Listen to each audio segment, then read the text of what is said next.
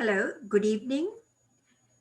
Today is December 30th, 2020, and I'm Bhavani Thuresingham from the University of Texas at Dallas. And I'm continuing with my presentations, and I call these presentations more the historical presentations. And to give you some background, I have been making these video presentations since May of 2020. So since March is when we started working from home during COVID-19. And so March to December, so it started, I think March 18th was my first keynote address until December, I believe 18th was my last keynote address for now at least. So I gave 17 keynote addresses and participated in 11 plenary panels and podcasts and so on. And so what I used to do before each of my keynote address, except the first one in March, because I really hadn't started videotaping the presentations myself. But in any case, before the presentations, I would videotape and send them the link just in case there was a technology glitch. And then, of course, I post them on YouTube. So I was continuing to do that. And then what I did, actually, I took a week off last week, and then this week, starting December 26th, 27th, 28th, 29th, and this is the 5th presentation, and I'll be giving one more tomorrow. And so total, there will be 6 presentations.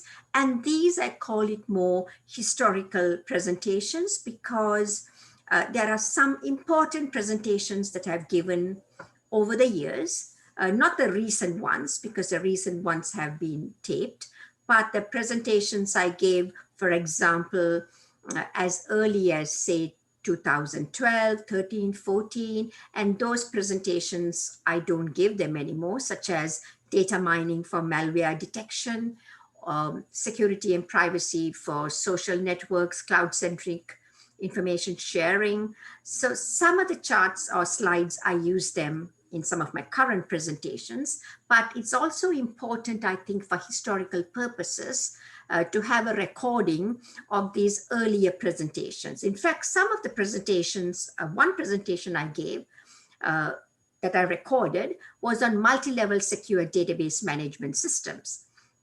People, we simply don't teach those topics anymore. And when I started working in cybersecurity at Honeywell in fall 1985, I was working in multi-level secure database management systems, right?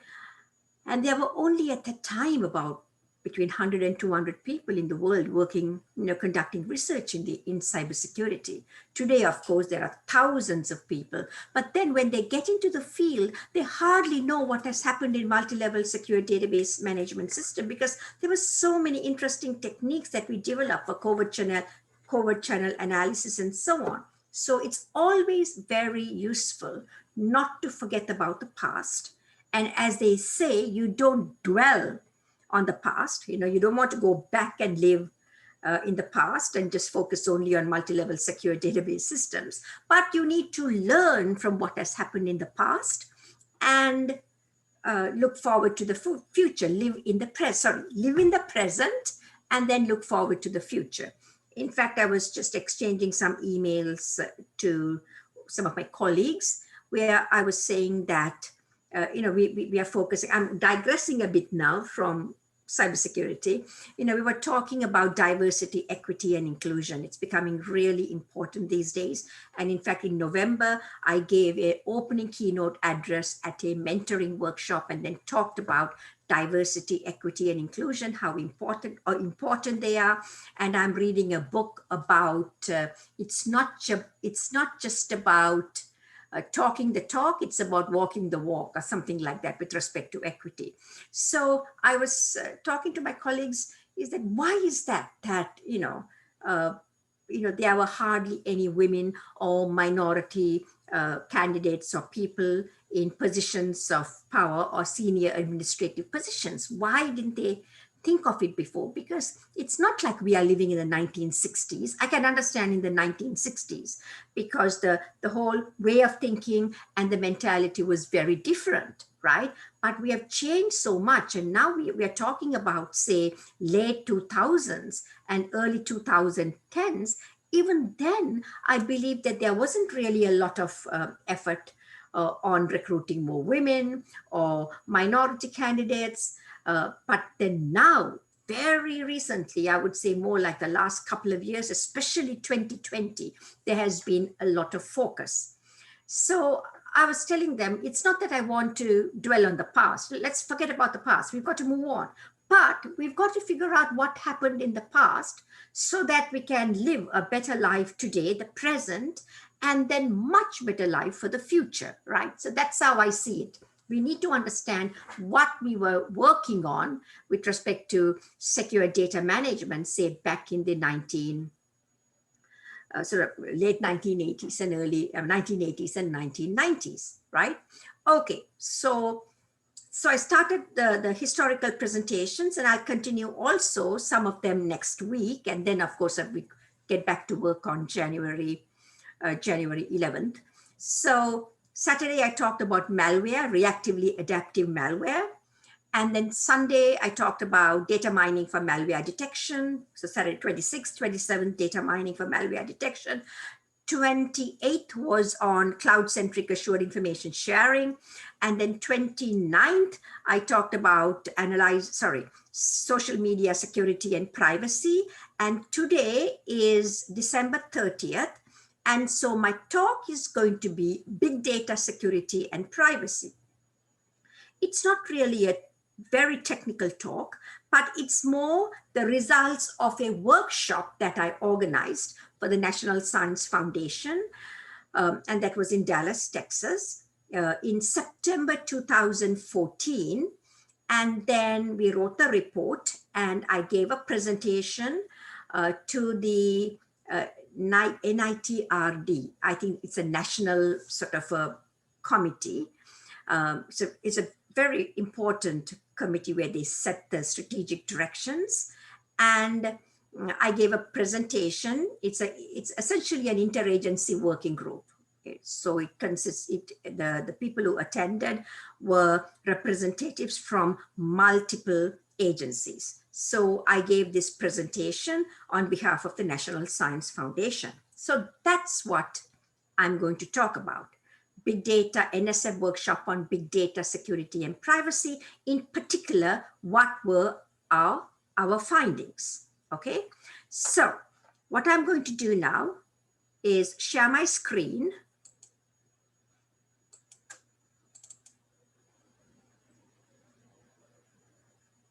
Okay. Sorry, just a second. I'm just Zoom communication. It's saying year in review.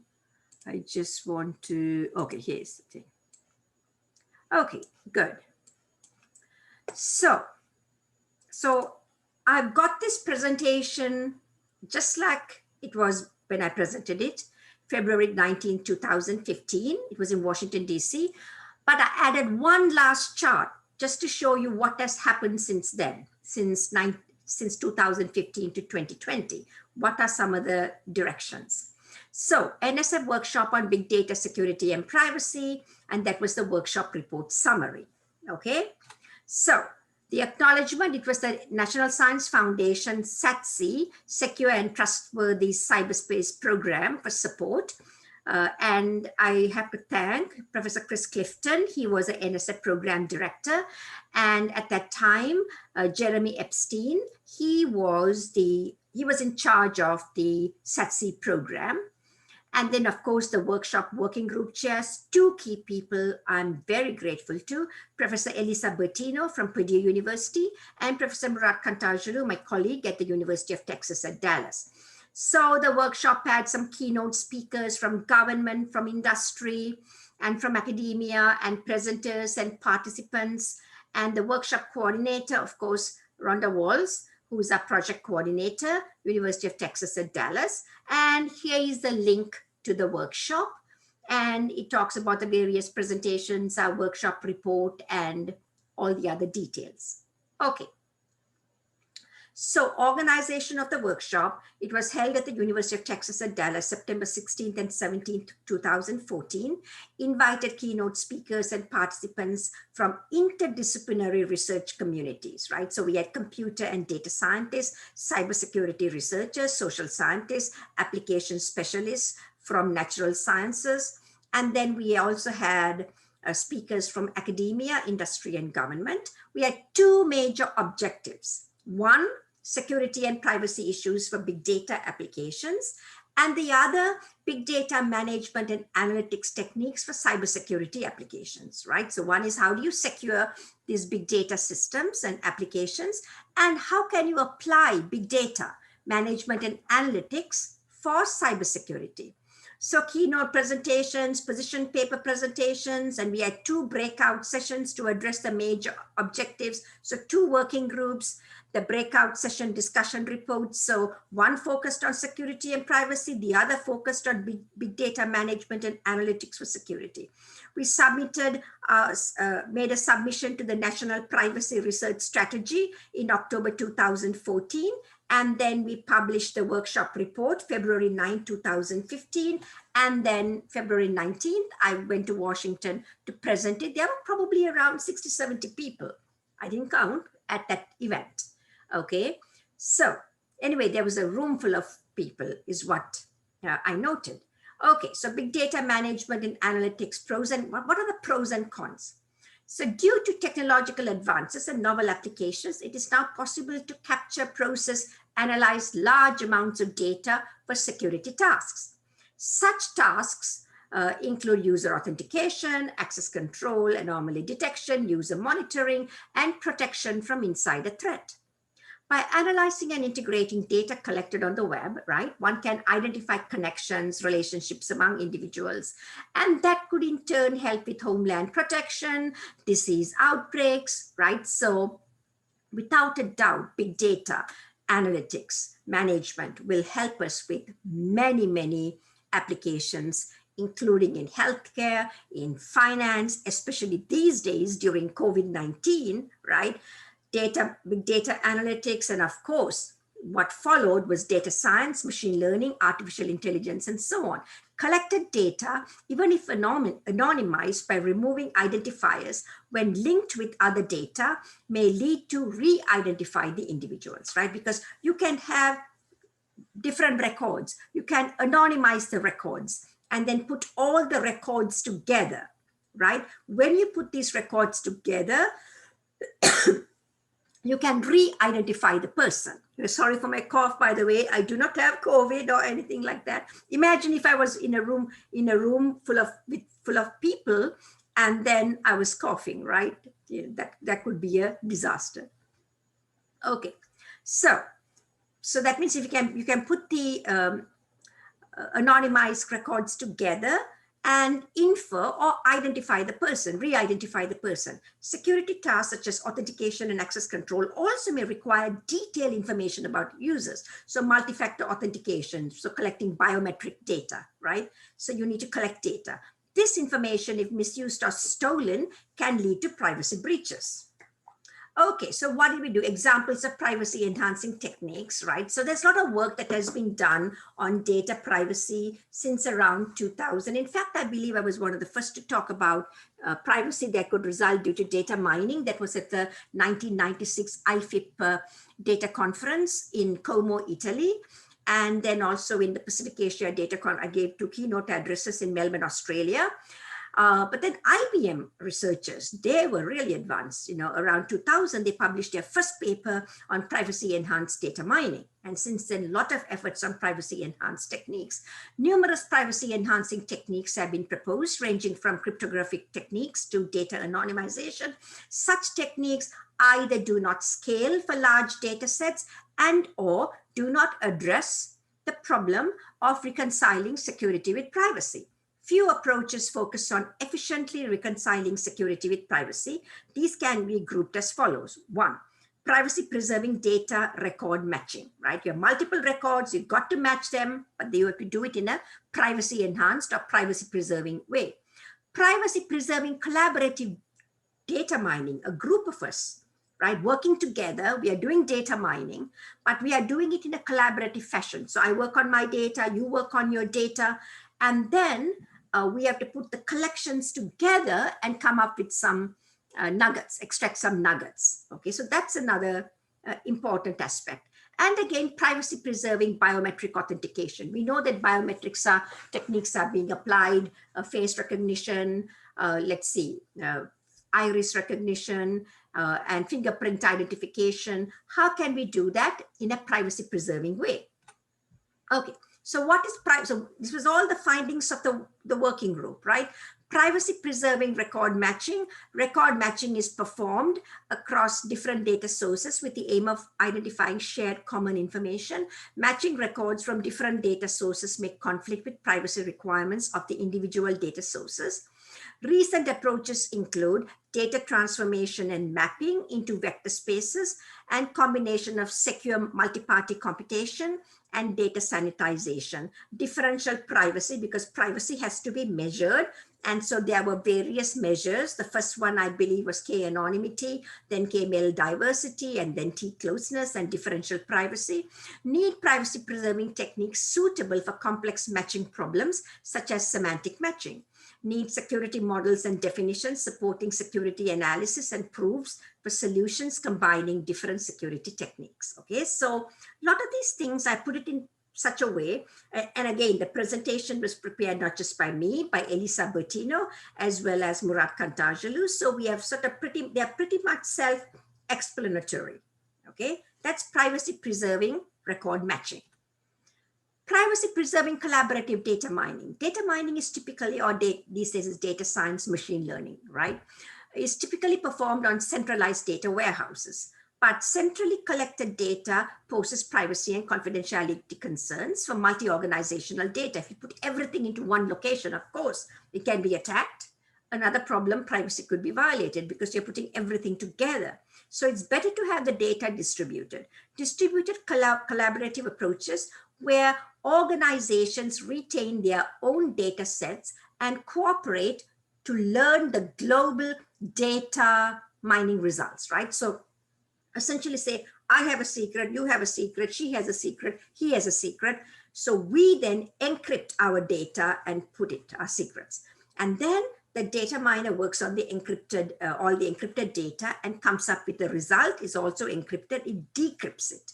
And everyone knows the result. So for instance, it will know that people who live in, and I talked about it yesterday as well, Dallas, Fort Worth area, higher incidence of say liver cancer or maybe COVID or maybe AIDS, right? But it doesn't say that John Smith has liver cancer or Jane Doe has COVID. No, all that is kept secret. But the end result, because you will need it for epidemiological studies and see how diseases are spread, right? So let's see. So distributed collaborative approaches where organizations retain their own data sets and cooperate to learn the global data mining results. These techniques are still inefficient, right? A lot of encryption involved. So need novel approaches based on cloud computing and new cryptographic primitives, okay? Then we also talked about privacy preserving biometrics authentication. Okay, record biometric templates of enrolled users and match with the templates provided by users during authentication, right? You got to match the templates. Templates of user biometrics represent sensitive information. I don't want my biometrics to be broadcast to everybody. Recent approaches address the problem by using a combination of perpetual hashing techniques, classification techniques, and zero knowledge, proof of knowledge, ZK-PK protocols in cryptography. So all those combinations of techniques. And I don't have time today to go into those details, but these are some things that our workshop report talks in more detail, right? But again, not a whole lot of detail, but that's something, you know, you've got to read up and try to understand what's being done. Need research to reduce the false rejection rates, right? False positives, false negatives, false rejection.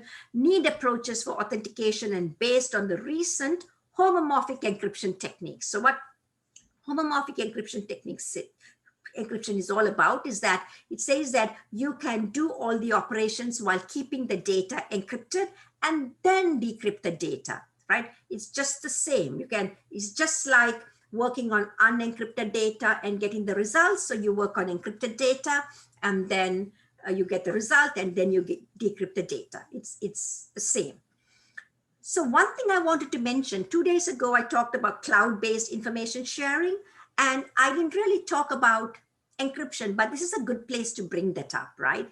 Because we talked about putting all the data and policies in the cloud, and then we exchange all of the data. So if say it's between Dallas and London and Italy, and so if Dallas in Subria, Italy, Dallas wants data from London, London will say, okay, I will give it to you provided you don't share it with Insubria, Italy. These were 3 organizations, King's College, UT Dallas, and University of Insubria. So the point that I'm trying to make here is that we didn't assume that the data in the cloud was encrypted.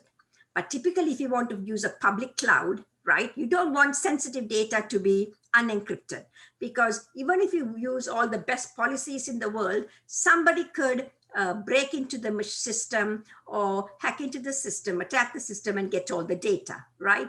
So we assumed that the cloud was in a safe environment, maybe a private cloud, right? But in general, cloud could be attacked, especially if it's a public cloud.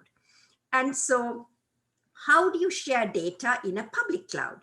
With today's technology, it is not possible, but hopefully once we have homomorphic encryption techniques, efficient techniques implemented, we can then store the data in an encrypted fashion, and then we can enforce the policies on the encrypted data and query the encrypted data. And according to the homomorphic encryption developed by IBM researchers and Stanford University researchers, the end result should be the same. Okay, so that's a point I wanted to add to my cloud-based assured information sharing lecture, which I gave 2 days ago on December 28th. Okay, so what we need is a multi-objective optimization framework for data privacy. Attempts at coming up with a privacy solution definition that can address different scenarios, but there is no one-size-fits-all solution for data privacy. Data utility, because you can mask the data so much that the data is no longer useful. Data utility needs to be included. For privacy preserving classification models, there's this notion called 0-1 loss, could be a good utility measure, right? That's often used in studying utilities. For privacy preserving record linkage, right, there's something called an F1 score, could be a better choice. And these are some things, based on experience, the workshop participants were mentioning. Need to understand the right definitions of privacy risk. For data sharing, probability of re-identification given certain background knowledge may be a right measure of privacy risk. So the epsilon number equals 1 may be an appropriate risk. That depends. Epsilon is used in the differential privacy definitions, and that's a very popular measure these days. So epsilon equals 1 may be an appropriate risk for differentially private data mining models. Okay, that's if you are measuring privacy with respect to differential privacy. The computational storage and communication costs of the products need to be considered. So it's between how much privacy do you get, and then how useful is the data, and then what is the cost? If it's going to be extremely costly to provide privacy, then you have to rethink, right? What if the organizations cannot afford the cost? So for the multi-objective optimization framework for data privacy, we need to develop, that's what we are saying, such a framework where different dimensions could be emphasized. So at one time, you might want to maximize the utility, right? How much you can get out of the data, given a certain risk and cost constraints. This would be suited for scenarios where limiting certain privacy risks are paramount, right? The second, another way to look at it is minimize privacy risks given the utility and cost constraints. So you want to minimize the privacy risks maximize the utility. So in the second case, in some scenarios, significant degradation of the utility may not be allowed. The parameter values of the protocol, example, epsilon in differential privacy, are chosen in such a way to maximize privacy given the utility constraints, right? Then the third point here is to minimize cost, right? Minimize cost given the utility and the risk. Risk is the risk for privacy.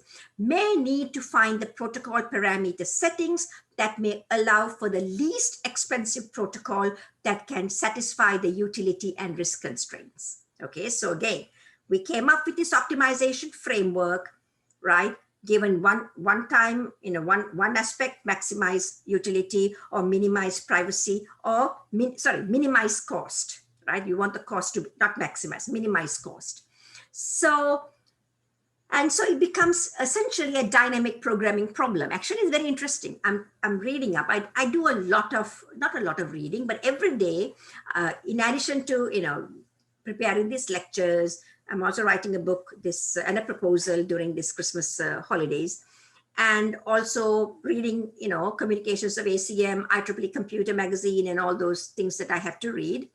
I also try to read some mathematics and some statistics. So in the mathematics, I'm reading up on dynamic programming, sort of when you study mathematics for economists, because in the end, it could come in, useful to me sometime, right? It's always good to have not get very broad background, but always try to understand what the others are doing. So what the other fields are doing. So when we talk about multi-objective optimization, typically this is what economists do, right? Because you want to sort of, let's say, given sort of a labor cost and given sort of the production cost, how can you maximize, so minimize the cost, and then what is the maximum number of units that you can produce of a particular good, considering what these costs are, right? And so then they explain to you how to do this maximization, right? Maximization and minimization. So then it's a dynamic programming, right? So that's essentially what you need to apply here. Okay, so what are the research challenges? So we talked about what the issues are, and then we talked about the research challenges and what are the multidisciplinary approaches. So the data confidentiality group, right? They focused on access control systems for big data. So remember, security, access control, privacy, and then big data for security, okay?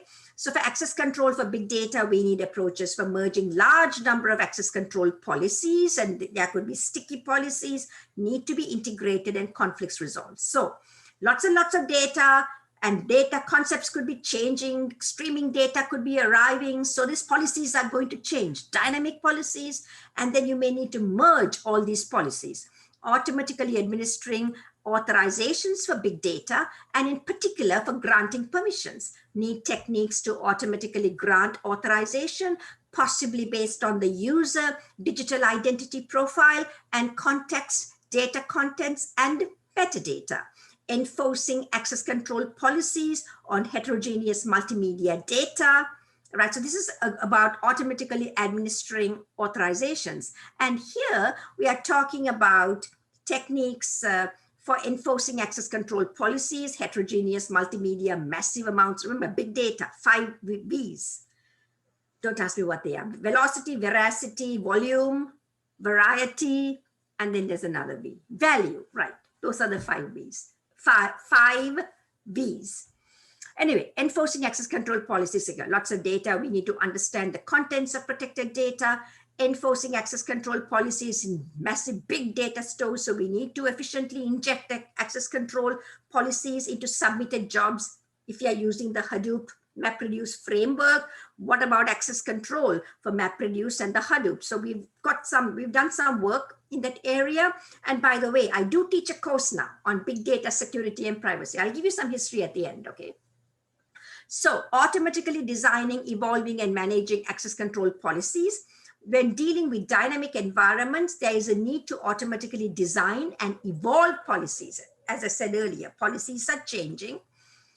And then, okay, that was access control. What about privacy, right? We also need multidisciplinary approaches. So privacy preserving data correlation techniques. Relevant issues that need to be investigated include, we have to support both personal privacy, we don't want to give out about our illnesses and so on, and privacy of a population, right? While you may need to get some data for the population for epidemiological studies, in certain cases, the population has to be protected. Need to understand what is extracted from the data, as this may lead to discrimination, right? So if people know that, say I have diabetes, thank goodness I do not, right? But then they may deny me coverage, right? Or if they find out that, say, my parents have diabetes, and unfortunately they did, and so are they going to deny me coverage, right? But I'm very grateful that so far, because I've been very careful with what I eat, and so I've been very fortunate, touch wood, so far. So when dealing with security and privacy, it is important to understand the trade-off of personal privacy and collective security. Okay, it's a trade-off. Efficient, again, the more information you give out about yourself, the privacy is violated, but you need to also collect information to enforce various security policies. Efficient, and there's always a trade-off between national security and privacy. And I've talked a lot about data mining, national security, privacy, and civil liberties. And more recently, I wrote a paper on data science, not data mining now. So that paper was, my first paper was in 2002, published in CKDD. Data mining, national security, privacy, and civil liberties, right? And my recent paper published in 2020 was about data science, COVID-19, and privacy and civil liberties. And I was talking about the similarities.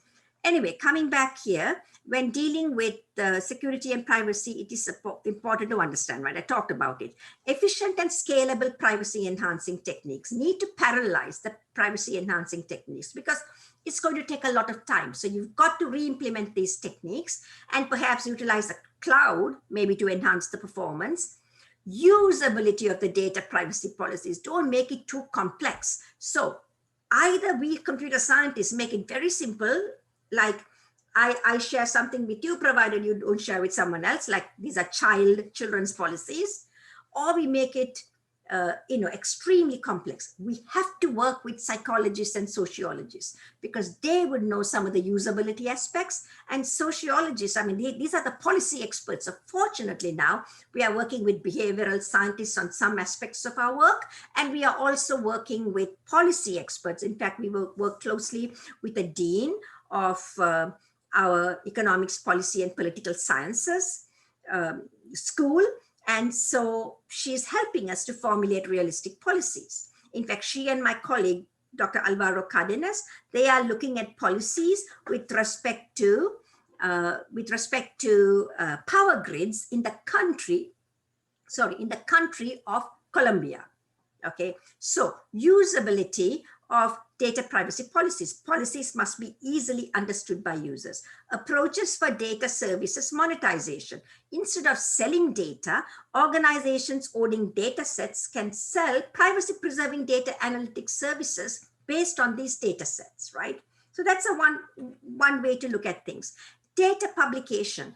I mean, there was strong consensus at the workshop. I know it was 6 years ago, but still, perhaps abandon the idea of publishing data and use data in a controlled environment. Okay, so that was something that the audience who attended my presentation, they really liked that idea also. Privacy implication on data quality. Studies have shown that people lie, especially on social networks. This results in a decrease in data quality that affects decisions, right? So I think tomorrow's talk is going to be very interesting. I'm going to talk about some of my current research, but at a high level. But later on, I'll be giving a keynote address, I believe, in May of this year. And there I'll be providing more details, social network governance and fake news detection. So that's going to be my high level talk for tomorrow, December 31st. And again, all these things about people lying in social networks. They brag about how wonderful their lives are and what great vacations they are having, and post all these gorgeous pictures about them, of them. But we really don't know what's happening in the real life, right? So one thing, I'm very careful. I never post anything personal matters on social media. For one thing, even if I want to post it, my husband will not allow me to post it. And so there's nothing personal, maybe one or two photographs. Like, for instance, when I became an ACM fellow, my husband was there at the ACM Awards banquet. By the way, it was the most amazing experience I had in my career, attending that ACM Awards banquet when I became the fellow. And they, of course, announced the Turing Award, or they give the Turing Award at the banquet. So at that time, there were some photographs, and my husband and I were photographed. So I posted that on Facebook. So even if I post anything on Facebook, right, it's related to my work. Okay, so anyway, coming back here. So where are we now? Okay, so people lie, right? So then that decreases in data quality, that affects the decisions. Risk models. Big data can increase privacy risks, right? Because there's lots and lots of data. More data you have, the more privacy could be violated. Big data can reduce risk in many domains, right? For national security, need models for these two types of risks. Okay, so that's one thing. Data. So again, when you want to do analytics, like catching the bad guys or whatever, you need to collect all this data. And then, or for healthcare applications, for COVID-19, you need to collect lots of data about people. But that data could cause privacy violations. Data ownership, perhaps replace who is the owner of the data with the concept of stakeholders. Each stakeholder may have different, possibly conflicting objectives, and this can be modeled according to what are multi-objective optimization I mentioned earlier, right? With respect to cost, risk, privacy risk, and utility.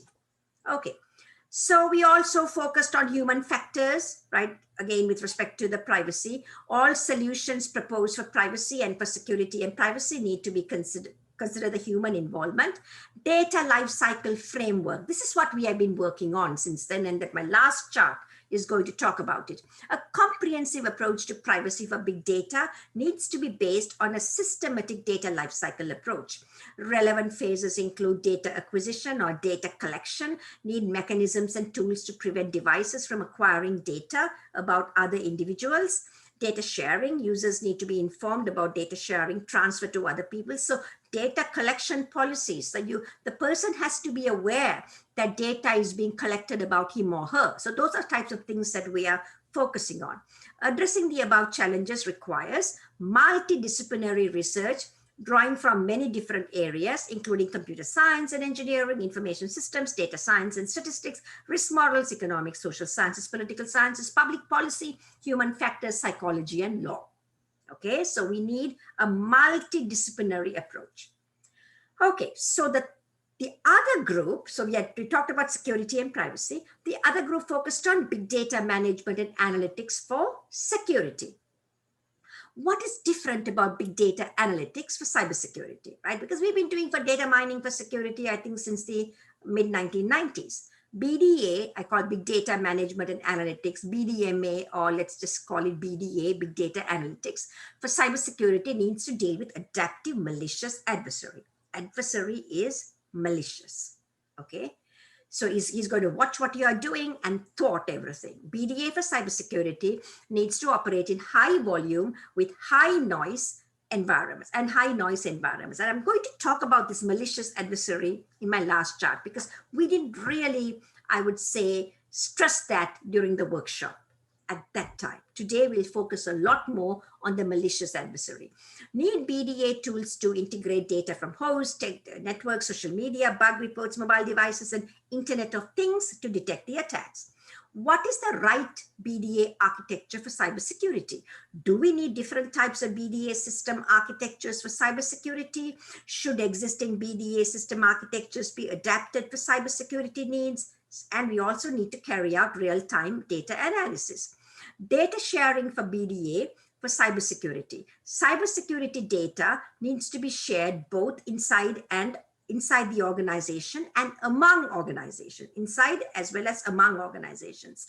Need common languages and infrastructure to capture and share such cybersecurity data. Okay, so data sharing for BDA for cyber. So you need to share all of the data to carry out BDA, and also we need to share all of the cybersecurity data, right? Cybersecurity data needs to be shared both inside the organization and among organizations. That's something we organized a workshop at NIST, National Institutes of Standards and Technology. President Obama signed the directorate about companies should be sharing their cybersecurity data. And then NIST was organizing various workshops, various groups, various locations. And so we had a workshop, I think 400 or 500 people showed up, including NIST, that gave us some good coverage, how to share cybersecurity data. So that was really important because organizations have to share their experiences. They're often reluctant to do that. Why are they reluctant? Because nobody wants to tell the world that they have been hacked, right, attacked. Their insurance premiums will go sky high. Okay, so BDA for preventing cyber attacks, how can we do that, right? BDA systems that capture provenance information, that means tracking the data, where has the data come from, right? Can potentially detect attacks before too much sensitive information is disclosed, right? So we want to, BDA systems have to capture provenance. BDA need to build provenance-aware BDA systems. BDA tools for cybersecurity can potentially mine useful attacker information, motivations, capabilities, and the modus operandi. And so this is again important because when I talk about my presentation tomorrow on social media governance and fake news, provenance is going to play a major role. BDA for digital forensics, right? Carry out forensics after the attack. So BDA techniques could be used for digital forensics by combining or linking different data sources. The main challenge is identifying the right data source for digital forensics, right? What is the right data source? BDA for understanding the users of the cyber systems. BDA could be used to mine human behavior to learn how to improve the systems. BDA techniques could be used to understand and build normal behavior models per user to find significant deviations, right? So these are all aspects, right? Applications of BDA can prevent big data analytics, prevent attacks. We can use BDA for digital forensics. We can also use it to understand the users of the cyber system. Okay, so now what did we say for summary and directions? Remember, this was still 2015 when I prepared this. As massive amounts of data are being collected, stored, manipulated, merged, analyzed, and expunged, security and privacy concerns will explode. We know that. We investigated as part of our working group, right, the workshop. I think we had about 20 to 30 folks, members who participated. We investigated the issues surrounding big data security and privacy, as well as applying big data management and analytics for cybersecurity. That the latter part, we call it BDA. We need scalable and practical solutions. Need to develop technologies guided by policies. They have to be guided by policies to address security and privacy issues throughout the life cycle of the data. Need to understand not only the societal impact and of data collection, use, and analysis, also need to formulate appropriate laws and policies for such activities. Sorry, okay? So we need to not just have policies to collect, but using the data, sharing the data, analyzing the data. And we need intra and interagency programs for big data security and privacy. Okay, so this was really good, right? Our workshop and the directions. What has happened since then? Right, some developments between 2015 and 2020. By the way, this chart I prepared only, I just added it to the presentation, and this was in December 2020. Okay, so because the workshop was, remember, 2014 September, and we prepared the report 2015. So much has happened since then, right? It's almost 6 years since we had the workshop, and the report almost 6 years in February. So there have been many efforts on big data security and privacy. I mean, there's efforts by NSF, efforts by Army, Army Research Office, by, let's see, by Air Force and Navy. And of course, DARPA had the Brandeis program on data privacy. So a lot of efforts since then. Data science for cybersecurity applications, including insider threat detection, malware analysis. So that has really exploded, right? So instead of data mining, I'm calling it data science, and also streaming data, right? Streaming data, because lots of data, network security data, IoT, right? Internet of Things, a lot of sensors, Internet of Transportation Systems, right? All of these sensor data being collected, it's streaming, the concepts could be changing, and you've got to analyze. So we've developed approaches for collecting, for developing an ensemble of models, because remember, the concepts are changing. Today it's by Microsoft, tomorrow it's by Google, the next day by Amazon, and so on, or Facebook, whatever, Apple. Anyway, so the concepts are changing. So we have an ensemble of models, and periodically they talk to each other, and the bad models or the models that are outdated are thrown away. And so these are techniques that we are developing for zero-day attacks, right? For novel classes. So if you cannot do classification, if it's not class A or B, there could be a new highly novel class called XYZ or something, right? And so malware could mutate. And so we need to catch this zero-day attack, right? Mutated malware, because what? Our antivirus products may not be able to catch the mutated malware. And that's what we are faced with today, right? The COVID, SARS-CoV-2, the novel coronavirus is mutating. And they are saying that the one that there's some mutations they found in the UK, which by the way, they are saying it's also in the US now, it's mutated 23 times. And then I read an article where they're saying you're going into, like, you go into a dressing room and it's not, you are just completely changing your outfit and new makeup and new thing. You come out, you cannot recognize. It's not like a minor cosmetic change where you are just changing your scarf or your tie or your hat. It's not that. It's completely changing, and it's mutated 23 times, I believe. And so will these vaccines work? They say it's going to work, but hopefully they will, but we've got to see. But if it's mutated a couple of times, then that should be okay, right? Well, nothing is okay. So, but still, in spite of, even if it mutates 100 times, I'm still going to take the vaccine. Because why? Because, I'm going to, there could be some mutations the vaccine could protect. So for me, something is better than nothing. Anyway, coming back, I'm digressing, but you can see there's so many similarities between malware and COVID-19. So privacy-aware, policy-based data collection, storage, management, analytics, and sharing. This is something that we have really focused on.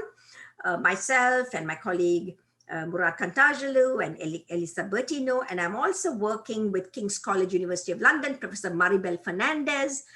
And so we wrote a paper for ACM SACMAT and published it, I believe it was in 2018. And then we are still continuing to do this work. So that's really crucial. Another thing that we did not, I remember I said we did not focus as much at that time. What happens if the data science, machine learning / artificial intelligence techniques are attacked? Okay, that could be devastating, because we are using artificial intelligence and machine learning, data science for everything, for healthcare, for finance, for drug discovery, for COVID-19 solutions, right? And even for cybersecurity. But the adversary could attack our machine learning technique, right? So if that very machine learning technique that we are using, if that is attacked, then you cannot rely on the machine learning technique. So adversary is watching. What's the model that we are using? What's the data that we are using? And it's trying to change its patterns, right? So that it won't get caught. So we've got to be watching what the adversary is doing. We need to adapt so that to fool the adversary, so to thwart the adversary. So it sort of becomes a game playing between us and the adversary. In the end, who wins the game? right? So game theorists are also working in this area. So this is something that we are focusing on a lot, especially my colleague, Dr. Murad Kantarjalu. And so what happens if the data science, machine learning, AI techniques are attacked? And this whole area, adversarial machine learning, has become a major research area now in cybersecurity. So this sort of gives you, not entirely, sort of a summary of the landscape today, right? So this is the only chart I added because I didn't want to sort of leave it with the 2015 summary and directions, because almost 6 years have passed since then. So what have we been doing these past 6 years? And here is the sort of, not the entire answer, but this is sort of my, again, my opinions. I haven't sort of consulted Professor Elisa Bertino or Murad Kantarjalu about this particular chart, but based on what I have observed. So this is what I think what we are doing now, and we need to continue with this also in the future. Okay, so now that sort of ends my presentation, and let's see. Right, so I've taken almost, it's not 1 hour, but probably around 50 minutes. So what have we been doing, right? After this workshop, then we wrote a proposal 2 years later. Okay, we've got some funding from various agencies like NSF and Army to do, to do research. And we organized a workshop also for Army Research Office. But then what we also did was we focused on education as well. So we got a project funded by the National Science Foundation, by the Education Directorate, that's on big data security and privacy, to develop experiments and to develop curriculum. And so we are sort of finishing that, probably in a year we'll finish. So as part of the project, we had to teach this flagship course on big data security and privacy. So I just finished. Fall 2020 is when I finished, taught that course. It was quite a successful course. So I had different modules. In fact, if you look at my if you look at my my talks that I have given, my video talks, I do talk about my course outline for big data security and privacy, like what modules I have covered. So that's something that we have done, and I'm going to, so next semester I'll be teaching just the ordinary data and application security and privacy, because my colleague Murad's on sabbatical, so somebody has to teach that class. And so, and I sort of was a fun who initiated this class back in 2005 spring, the data security and privacy, or data and application security. And so then I'll be teaching social media security and privacy in the summer. And then in the fall again, I'll be teaching again big data security and privacy. And so I'm going to look at the feedback that the students gave for my class that I just finished, and then improve on that class. And hopefully we can have even a better class. So that's what we are doing in terms of education. For me is equally important as research, because we are professors. So we've got to educate our students.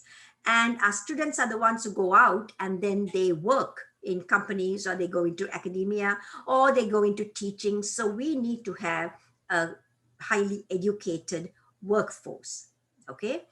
And then for our research, I do quite a bit of work on data science for cybersecurity applications, and also some work on adversarial machine learning. So my keynote addresses while working from home during COVID, starting March to December, has sort of talked about variations. How do you apply AI for cybersecurity? How about applying cybersecurity for AI?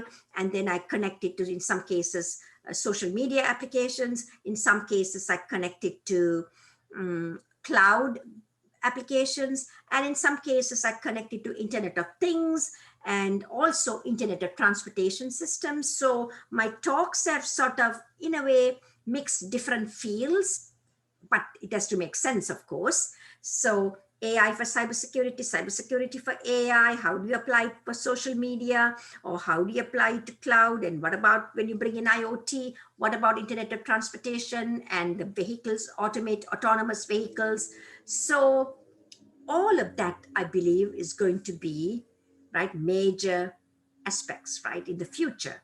And of course, we cannot forget about COVID-19. So I also talked about when I gave my keynote address for Big Cyber, which was early part first week of December.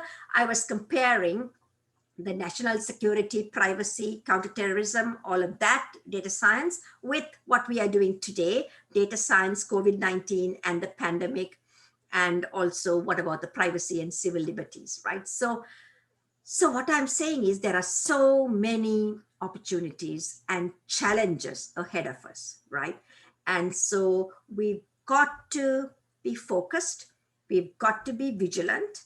Most of all, two things. We've got to be healthy. Our physical health is very important, right? Because if we are not healthy, how can we do all the work?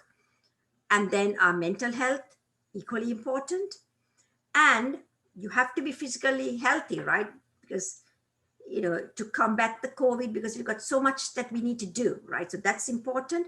But please do not forget the cyber health, cyber hygiene, because very often, because we are so preoccupied these days with COVID-19, that we are forgetting, right, what's at stake. Because with cyber hygiene, if we are careless, that we can, you know, get attacked, and it could be an economic collapse. Imagine, we are depending so much now on Zoom. If not for Zoom, I will not be able to give this presentation, right? And the purpose and the reason I'm giving these presentations, especially this time, I'm hoping that, you know, many people will come across my presentations and hopefully benefit, right? So anyway, what I'm saying is, if not for Zoom, right, and all these video conferencing, all these other technologies, many of us could have gotten bankrupt, because how would we work with this pandemic, this horrible pandemic that's raging outside?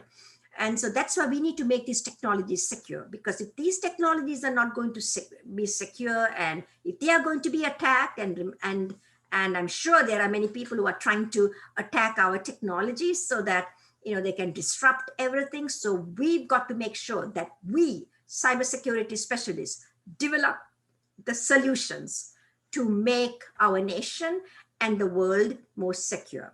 So that's it for today. And tomorrow, that's going to be my last presentation for the year. And then I will start again on January 2nd or 3rd to continue with my historical presentations. So as I said, some of these presentations are historical because it talks about what I have discussed in the past. Tomorrow is going to be my current research, but it's, again, I'm going to provide a high level overview. The details will be presented because I don't want to repeat the same thing. The details will be presented at a keynote address in May, but tomorrow I'm going to talk about social media governance and fake news detection. Okay, so what are some of the approaches that we are following in that particular area? Okay, thank you very much. And hopefully I will see you again tomorrow. And I'm going to end this presentation. So I've already stopped sharing my screen. So I've talked for almost an hour now. Okay, so I'm going to end this presentation.